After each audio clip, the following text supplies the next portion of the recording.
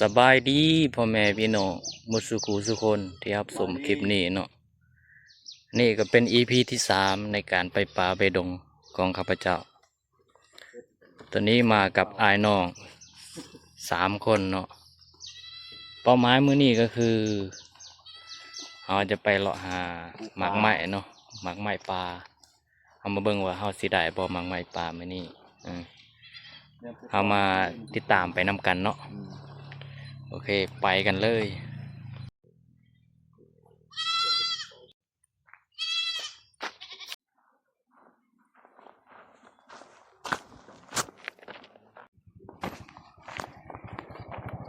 Gracias.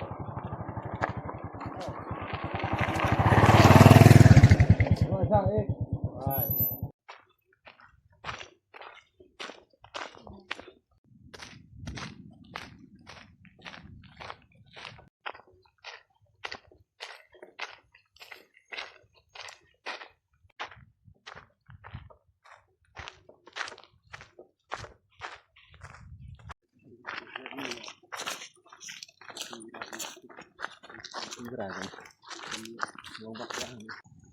cái lùi nam cái này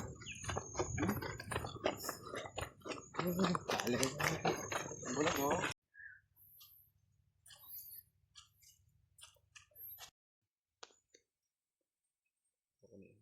ไปเลยผู้เดียวไป2 คนถึงไปใจเย็น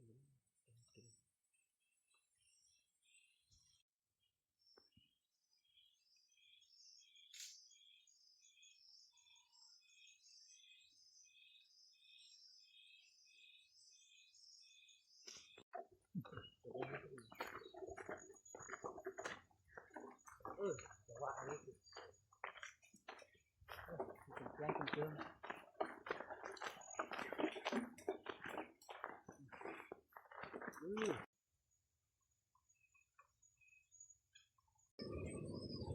สาวว่า7 วันเลือดเลย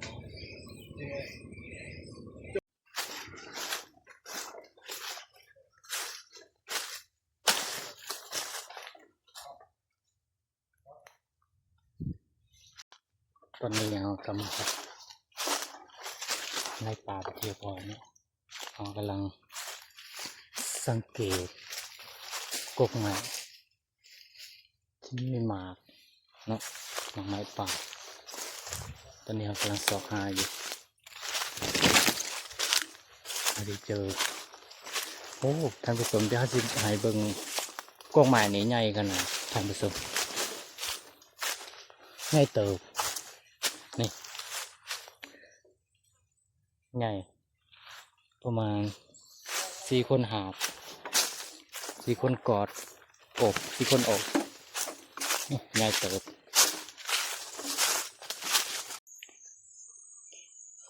ตอนนี้ท่านผู้ชมเขาก็หอดห้วยแห่งหนึ่งเนาะในป่าคาดคะเนว่าห้วยแห่งนี้เป็นแหล่งทองคำธรรมชาติเบิ่งสภาพนะเบิ่งสภาพแบบนี้ตามทฤษฎีจะมีทองคำเจือปนอยู่มูดสัตว์ป่า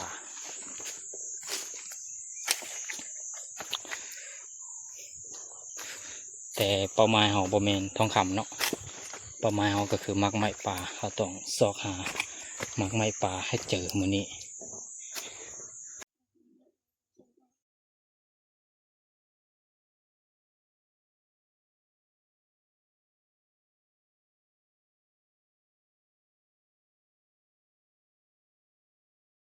โอ้ท่านผู้ชมนี่เบิ่งโอ้โหสัตว์ป่ากิน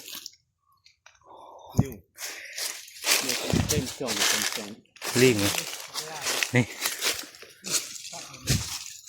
นี่สัตว์ป่ากินโอ้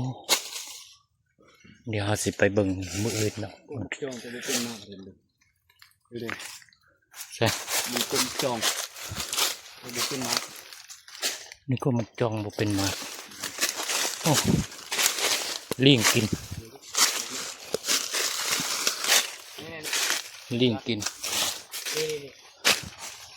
อืม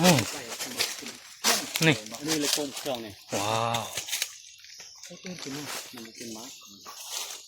ขนาด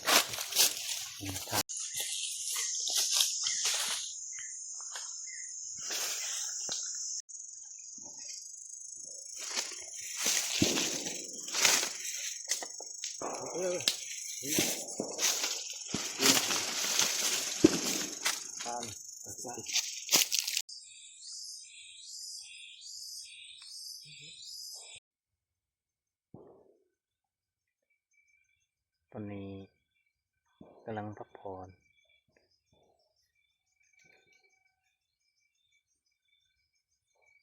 อยู่ในป่าไม้ปอเนาะ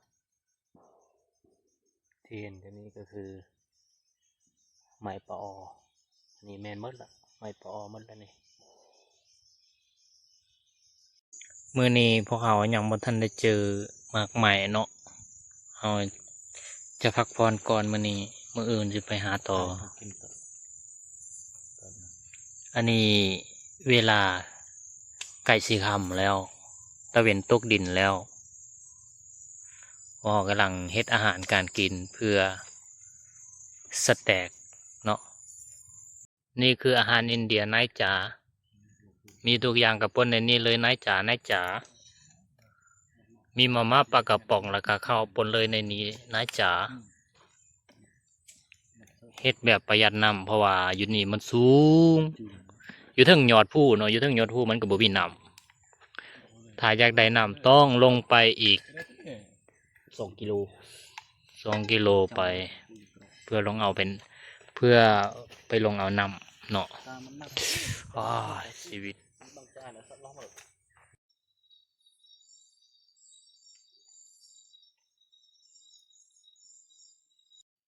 ตอนนี้ก็เป็นสะออนใหม่แล้วเนาะท่านผู้ชม